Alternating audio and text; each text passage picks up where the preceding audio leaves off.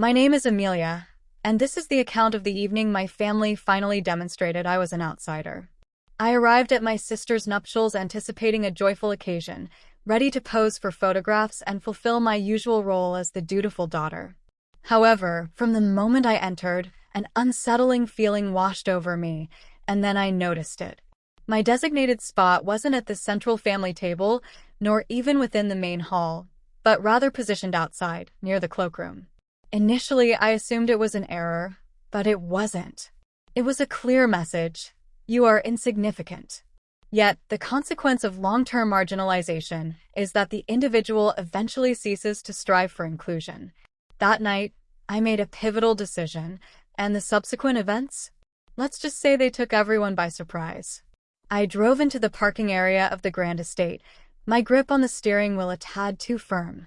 A lavish five-star venue in the heart of Boston, adorned with shimmering chandeliers, polished marble floors, and floral displays exceeding the cost of my monthly living expenses. Every facet of this wedding exuded opulence, save for my assigned location. Taking a deep breath, I exited my vehicle, smoothing the fabric of my deep blue dress. My intention wasn't to create a disturbance or to make the day about myself. It was Clara's day, and I had long since accepted my position as the less favored sibling. I simply hadn't anticipated such a public and humiliating reminder. Inside, a wedding coordinator with an excessively cheerful demeanor greeted me at the registration table. "Name," she chirped. "Amelia." My voice emerged steady and composed. "Amelia Sinclair." Her smile wavered slightly. A knot formed in my stomach as she scanned the seating chart. Then, a look of pity flickered across her face. I recognized that look. I loathed it. "Ah, here you are," she announced, handing me a small card. You're seated over here." She hesitated, then gestured towards a corridor just off the main reception area. I frowned. "Excuse me." She forced another smile. "Your table is just outside the primary gathering space." My gaze darted to the large seating plan displayed on a nearby stand. Beatrice and Arthur Sinclair, my parents, were positioned at the head table, alongside the bride and groom. Clara's closest companions, Julian's distant relatives, even his colleague's partner, all had places inside. My name was absent. I turned back to the coordinator. "There must be a mistake." Her smile tightened. "I'm afraid that's your assigned seat." A slow burn ignited within me. Not even at a remote table within the main hall. No. They had relegated me to the corridor, as if I were an afterthought, a guest to be accommodated out of obligation rather than familial connection. Still, a foolish hope lingered that this was merely an oversight, that perhaps my own mother wouldn't have permitted this. I noticed her across the room, standing with Clara, radiating joy as she adjusted her gown. My sister appeared luminous, flawless, adored, as she always had been. Clara's eyes met mine.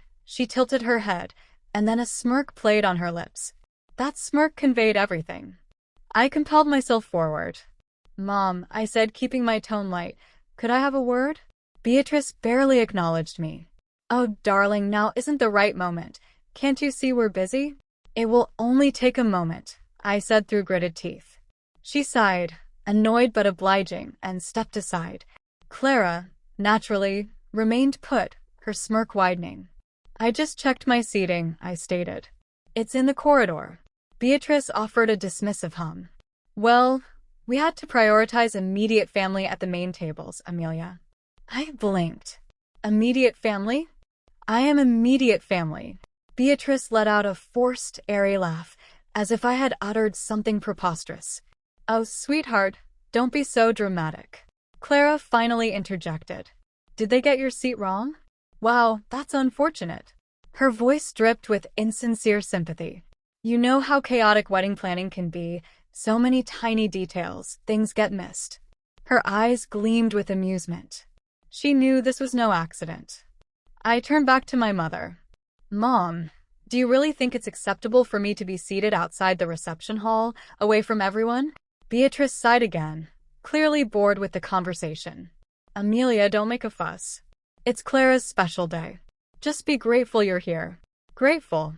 The word caught in my throat, a bitter, unspoken sentiment. Grateful for being treated as a second-tier guest at my own sister's wedding? Grateful for being dismissed, pushed aside, forgotten? I opened my mouth, but Arthur, my father, my perpetually passive, avoidant father, finally spoke. "It's just seating, dear," he said, not even looking at me. "Let's not spoil the atmosphere." That was it. His entire contribution. I didn't even bother to respond. What would be the point? A new voice broke the silence. "That's an interesting arrangement." I turned to see Eleanor, Julian's mother, standing nearby, a glass of champagne in her hand. Her gaze flickered towards Clara, then back to me, her expression inscrutable. Clara tensed slightly. Beatrice offered a practiced, gracious smile. "Oh, Eleanor, you know how complicated wedding planning can be. We tried our best to accommodate everyone." Eleanor hummed, unconvinced. Her eyes lingered on me for a fraction too long, as if discerning something beneath the surface. I didn't yet grasp its meaning, but I held her gaze. Clara linked her arm through my mother's, effortlessly steering the conversation away. "Mom, we should really check on the cake before the reception begins." And just like that, I was dismissed. The grand estate around me buzzed with laughter, the clinking of glasses, and music, a celebration from which I was effectively excluded. I was present, yet unwelcome. I walked away, my pulse racing, not towards my designated table, not towards the corridor. I reached for the place card in my hand, staring at my own name inscribed in elegant script. I turned it over once, then again, before gently placing it on a nearby tray. If they believed I would simply accept this, they were sorely mistaken. I gazed at the dimly lit corridor, my back pressed against the cool wall, my fingers tightening around the hem of my dress. Laughter, the clinking of glasses, and distant music drift from the main hall, a world from which I was never truly a part. The feeling of isolation is not new. The humiliation, though more acute this time, feels strangely familiar, like an old wound being reopened. This was no accident. They intended for me to feel insignificant, and regrettably, they succeeded. The ache in my chest spreads, not just from this immediate moment, but from years of being the second choice, the afterthought. My thoughts drift backward, pulling me into the past before I can resist. 3 years prior, I was at my parents' residence, sifting through my old bedroom. I hadn't been home in some time, and it showed. Dust had settled in the corners. My childhood books remained untouched, the framed photographs on the wall frozen in time.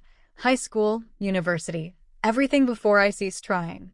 I wasn't looking for anything specific, merely passing the time while my mother finalized whatever elaborate meal she was preparing for Clara's visit. It was always about Clara. Then, I noticed it, a small leather-bound journal protruding from my mother's nightstand. I almost didn't open it, but something about its concealed placement, as if it held significance, as if it mattered, compelled me to reach for it. Inside, page after page contained meticulously recorded memories, notes, thoughts about Clara.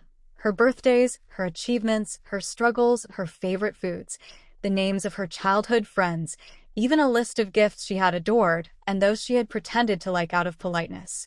I flipped through more pages, searching for something, anything about me. There was nothing. Not a single mention, not a single thought, not a single note about her other daughter. It was as if I had never existed. I recall standing there, clutching the journal so tightly my hands ached, a lifetime of doubt suddenly confirmed in ink. When my mother entered, she barely reacted. "Oh, hi. You've always been independent. I never had to worry about you the way I do, Clara." As if that were a compliment, as if it could erase years of quiet neglect. She had documented everything about Clara, yet not a single thought about me was deemed worthy of recording. That was the moment I knew I had always been alone within this family. The present reality crashes back around me, the sound of Clara's laughter slicing through the air like a blade. The weight of that damned journal presses against my chest even now. I glance at my assigned table, the sheer insult of it, the pettiness, the cruelty. If they intended to remind me of my place, message received. I inhale sharply, pushing myself away from the wall. If my family had already decided I didn't belong, perhaps it was time to act accordingly. I moved towards the main hall, my mind racing. But before I even reached the doorway, I noticed Julian. He was standing to the side, near the bar, a glass of whiskey in his hand, but he wasn't drinking it. His eyes weren't scanning the crowd with the relaxed air of a man who had just married the love of his life. Instead, they were fixed on something or someone with unmistakable hesitation, and then they landed on me. He exhaled slowly before pushing off the counter and walking in my direction. Amelia. His voice was even, but there was an undercurrent to it. I raised an eyebrow. Julian. For a moment, neither of us spoke. The wedding continued around us, people drinking, laughing, celebrating, a party moving forward while its foundations slowly crumbled beneath it. Julian shifted, swirling the whiskey in his glass before glancing over his shoulder towards the far side of the room where Clara was holding court, basking in her own reflection. When he looked back at me, his jaw tightened. There it was again, that hesitation, that doubt. Amelia, he began, his voice lower this time. I know we haven't spoken much, but could I ask you something? I tilted my head. That depends. Is this polite wedding chatter, or is it something more? He didn't smile, didn't even attempt to. Something within me shifted. Julian sighed, rubbing his temple as if already regretting his words. Does your sister ever talk about me differently when I'm not around? There it was, that single question, that instant where reality pierced through the cracks of whatever illusion Clara had been weaving for him. For a split second, I considered lying, perhaps out of some misplaced sense of loyalty, perhaps because revealing the truth in such a setting felt perilous. But then I recalled my seating arrangement, Clara's smirk, my mother's dismissal, and I remembered Clara's true nature. I glanced at his whiskey glass. You should probably take a sip of that first. Julian tensed, then raised the glass to his lips and drained it completely. Julian, I said carefully, I don't believe you know Clara as well as you think you do.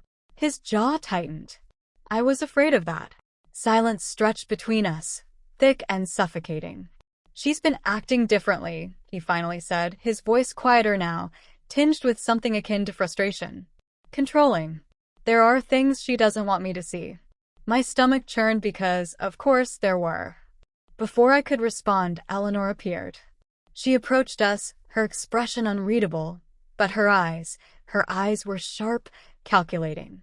Clara's new mother-in-law, the only woman in this room with more influence than she possessed. Eleanor stopped before Julian, her gaze flicking towards me for a fleeting moment before settling on him. Darling, she said smoothly, I believe you should see this. She then extended her phone. Julian took it hesitantly, scrolling down, his face shifting from confusion to comprehension to something far, far worse. Clara's text messages to her friends, to her stylist, to individuals who had no right to know her innermost thoughts, because what resided within her heart was cold and corrupt. The messages were vicious, petty, cruel. Clara disparaging Eleanor, labeling her as overbearing, controlling, a wealthy old woman who simply needed to sign checks and stay out of her affairs. Clara discussing Julian, how she was molding him into the husband she required, how he would comply with her every desire because he was so desperate to prove himself superior to his father. And then the most damning one, Clara mocking how effortless this marriage would be because Julian's family had money, and all she had to do was play her role until she no longer needed to. Julian's hand clenched around the phone. Eleanor observed him intently. Your bride-to-be doesn't merely dislike me, Julian. She paused, her voice calm yet sharp as glass. She's been plotting to control you since day one. Julian swayed slightly, as if the floor beneath him had just given way. I remained silent, for this was not my moment. This was his. I simply watched as his expression transformed from doubt to anger. The wedding ceremony might still be underway, but the foundation upon which it was built was already crumbling. The wedding festivities might continue, but behind closed doors, the ensuing family confrontation would alter everything. I followed the flow of people as we were ushered into a private lounge. The atmosphere was heavy, thick with the kind of tension that made your skin crawl. Clara was at the center of it all, perfectly composed, or at least feigning composure. Eleanor stood near the entrance, arms crossed, lips pressed into an unreadable line.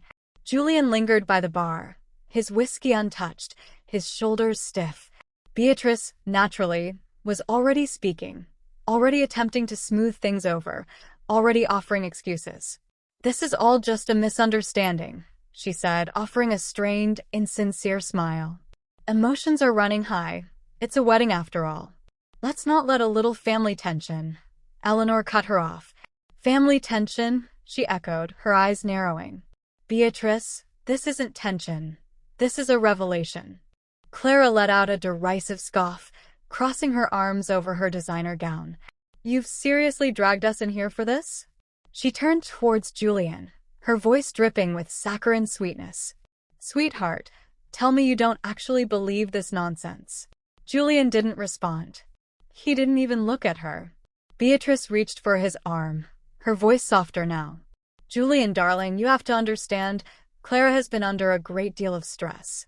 Planning a wedding is exhausting. People say things they don't mean." Eleanor's lips curled. Funny, because she seemed to mean every word when she spoke about controlling him. Clara's jaw tightened, but before she could retaliate, Arthur spoke, and the entire room fell silent. "Beatrice, stop." The words were quiet, yet they landed with the impact of a gunshot. My mother turned, blinking as if surprised to be interrupted.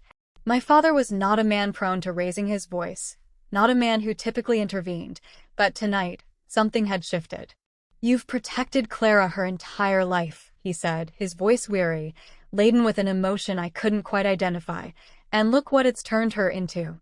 Clara gasped, genuine shock flashing across her face. "Dad, you're taking her side?" Arthur ignored her, turning to me instead. "Amelia has been right all along."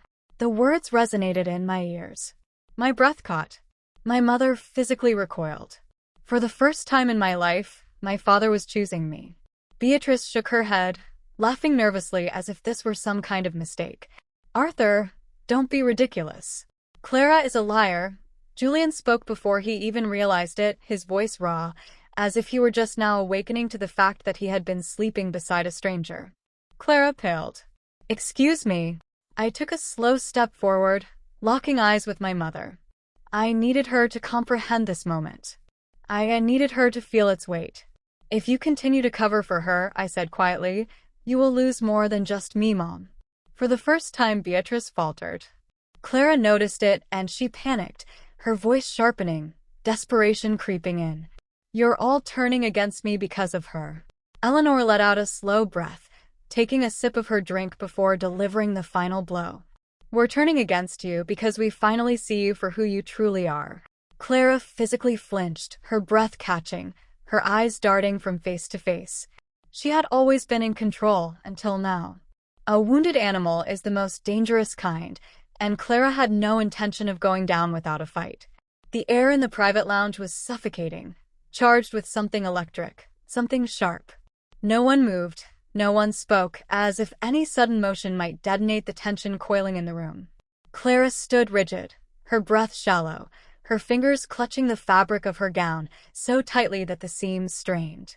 She was losing control, and she knew it. Beatrice's grip on her daughter's arm was firm, her voice low but desperate. "Clara, stop." But Clara didn't stop. She couldn't. She wouldn't. Across the room, Julian hadn't uttered a word. His silence was heavier than any accusation, a weight pressing down on Clara's carefully constructed world. I glanced at him, the man who had just pledged forever to my sister, and I saw the doubt in his eyes. More than doubt, something colder, disgust. A flicker of satisfaction sparked within me, but I suppressed it. This wasn't over, not yet. Clara exhaled sharply, then turned to me, her eyes narrowed. "You think you're so clever, don't you?" Her voice was quiet, controlled, but there was a tremor beneath it. I met her gaze. "I don't have to think, Clara." "I know." Her lips curled, but it wasn't a smile. It was something darker, more brittle. "You've always been jealous of me." The accusation was so absurd, so predictable, that I almost laughed. Almost. Instead, I tilted my head. "Jealous of what?" "The fact that you have to manipulate and lie just to make people stay in your orbit." I gestured towards Julian, towards Eleanor, towards our own parents. "Look around, Clara. Your world is shrinking." Her jaw clenched, and then I went for the kill. You played your game well, I said, my voice measured even. But you forgot one thing. I know who you really are. Clara flinched. It was subtle, but it was there. Beatrice sucked in a sharp breath. She knew I wasn't bluffing. I stepped forward, my voice soft but unwavering. I know about the money, the texts, the things you've said about your own husband. I glanced at Julian. The things you've said about his family. Julian stiffened. Clara's face drained of color, and then, for the first time in her life, my mother pleaded with me. Beatrice turned, her eyes wide, her hands shaking. Amelia, she whispered, she's still your sister. You don't have to do this. A beat of silence, and for a split second, a fraction of a moment, I hesitated.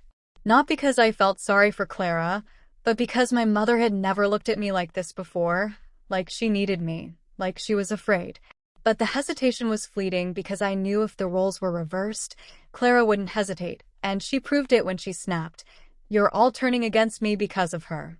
Clara's voice cracked, sharp and raw, her hands trembling at her sides. She's always been bitter, always hated me, and now you're going to believe her over your own daughter? Eleanor exhaled slowly, lifting her glass to her lips before delivering the final blow. We're turning against you because we finally see you for who you truly are. The words landed like a slap. Clara's mouth opened, then closed. She looked at Julian, her last chance at control, her voice shaking as she reached for him. You don't believe them, do you, Julian? Julian didn't answer.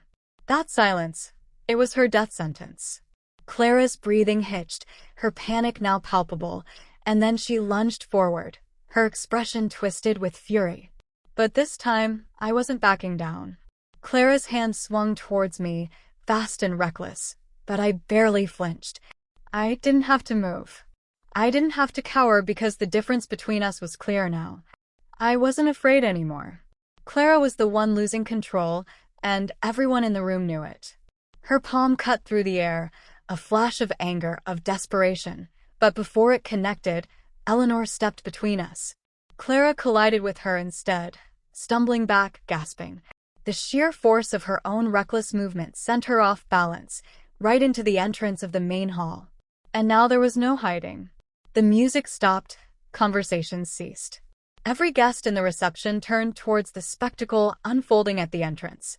Clara, the perfect bride, the golden child, the one who always controlled the narrative, stood there disheveled, breathless, her rage twisting her features into something unrecognizable. She blinked, realizing too late that this wasn't a private fight anymore. It was a public disaster. A murmur spread through the hall. Guests whispered, eyes widened, some exchanged glances, others stared outright. Julian was still standing near the bar, silent, watching, just watching. Clara spun towards him, frantic. You're my husband. Her voice shook, high and thin. You have to stand by me. Julian exhaled slowly. The exhaustion on his face was unmistakable. I don't think I ever really knew you. The words landed like a final nail in her coffin. Clara staggered, her breath catching, shaking her head violently. No, you don't mean that. You love me. But Julian's eyes were empty now, not angry, not even disappointed, just done. Then, without another word, he reached into his jacket pocket and pulled out a small envelope. My breath caught. I already knew what it was. Clara did too. Her face drained of color. What? What is that? Julian didn't blink. Annulment papers. A collective gasp ripped through the guests. Even I felt the weight of it, the finality, the death of the perfect image she had spent years cultivating. Clara's hands trembled as she stared at the envelope. You had this prepared? Eleanor stepped forward, arms crossed, voice cold. Of course he did. Clara's lips parted, but no words came out, and then Eleanor delivered the final blow. You were never going to be a part of this family, Clara. Clara staggered back, her world unraveling, but she wasn't finished yet. Clara might have lost her marriage, but she still had one weapon left: revenge. Her chest rose and fell in quick, uneven breaths, her perfectly curled hair slightly out of place, her hands trembling at her sides. But this wasn't over, not for her. She refused to let it be. She turned sharply to our mother. "Mom," she pleaded, her voice softer now, laced with just the right amount of vulnerability. "You know this isn't true. You know they're trying to ruin me." Beatrice hesitated. Of course she did. She had spent a lifetime cleaning up Clara's messes, smoothing over her mistakes, making excuses. My mother's lips parted, her eyes darting between her two daughters, the one she had always protected and the one she had always dismissed. "Clara," she began, her voice uncertain. Clara seized the moment. She gripped Beatrice's hand, pressing it against her chest like some kind of dramatic performance. "Mom, you know me. You know I love Julian. I would never." "Stop." The voice was cold, final. "Julian." He was holding something in his hand, a stack of papers stapled at the top. His face was unreadable, but his grip was tight. Clara froze. Eleanor stepped forward, her expression razor-sharp. "Go on, Julian," she said smoothly. "Read it." Julian's jaw clenched. Then, in a voice eerily calm, he began. Clara Sinclair filed an inquiry with a divorce attorney 1 month before the wedding. A sharp collective gasp ripped through the guests still lingering in the main hall. I felt my stomach drop, not out of shock, but because even I hadn't anticipated it being this severe. Julian didn't stop. "You were planning to leave me," he said, each word slow, deliberate, cutting, "the moment you gained access to my money." The paper in his hands trembled slightly, but his voice didn't waver. Clara paled. "That's not." Eleanor let out a low, unimpressed laugh.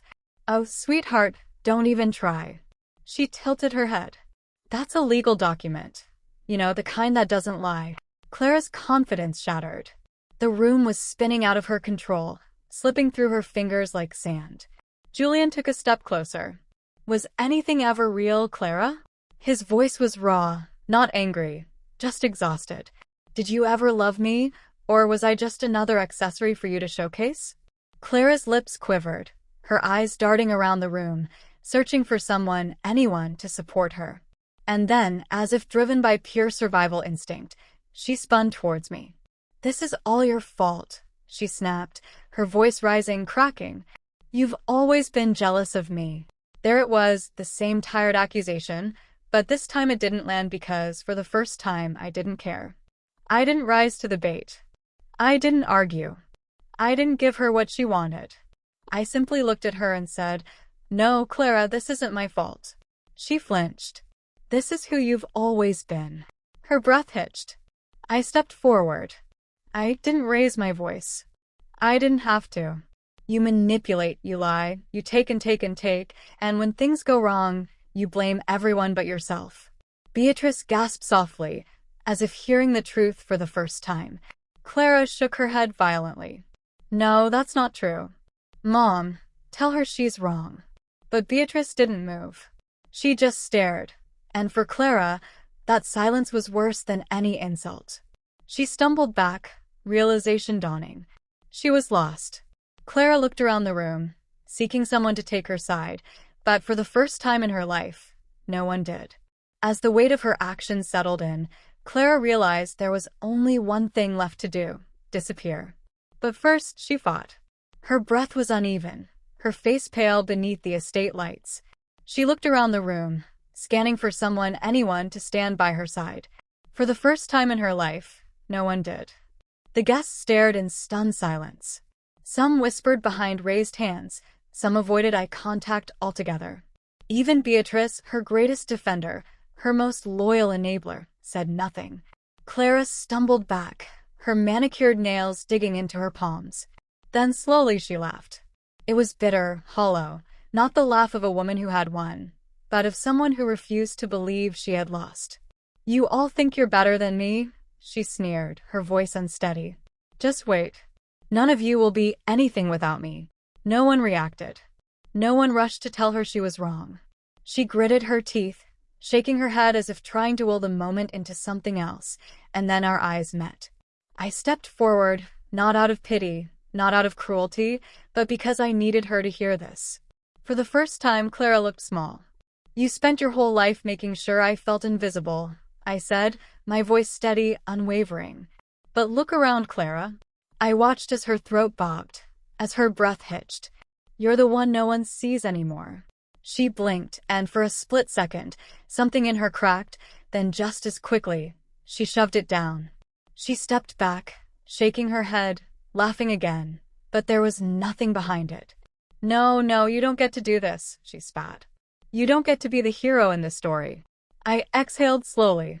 She still didn't understand. "This isn't a story, Clara. This is just the truth." Her mouth opened, but nothing came out. She turned to her mother. Beatrice's arms were wrapped around herself, her lips slightly parted, her expression shattered. Tears shone in her eyes not for Clara, not for me, but for what she had allowed to happen, for what she had let Clara become. She stared at me, really looked at me for the first time in years, and I knew she saw it now, the damage, the choices, the consequences. But it was too late. I wouldn't stay to witness the aftermath. I took a breath, shoulders back, and turned towards the exit. No dramatic speech, no second glance, just a quiet, final decision. I walked out, stepping through the heavy estate doors into the crisp night air. The cold filled my lungs, sharp and cleansing.